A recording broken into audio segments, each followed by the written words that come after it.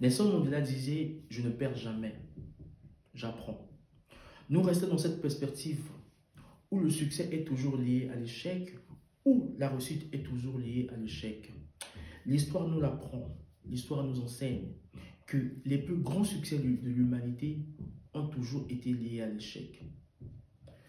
Toutes les grandes choses qui ont marqué l'humanité ont toujours été liées à l'échec. Si nous prenons par exemple le cas des frères Lumière, qui ont marqué l'histoire du cinéma, ils ont eu plusieurs fois des échecs pour pouvoir réaliser, pour pouvoir atteindre leur objectif.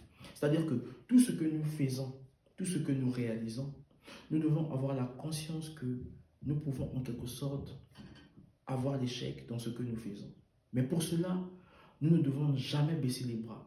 L'échec doit être en fait le moteur de notre réussite, le moteur de quelque chose qui nous pousse à aller encore plus loin pour pouvoir réaliser quelque chose que nous pensons, que nous rêvons, que nous pensons atteindre. Si, par exemple, dans votre vie, vous n'avez jamais, par exemple, goûté l'échec, c'est sûr, indirectement par vos proches, par vos amis, par vos familles, vous avez en quelque sorte goûté à l'échec. Et cet aspect de la chose, cette manière de voir les choses doit vous motiver, doit vous réveiller, doit vous révolter pour pouvoir réussir, pour pouvoir atteindre votre objectif.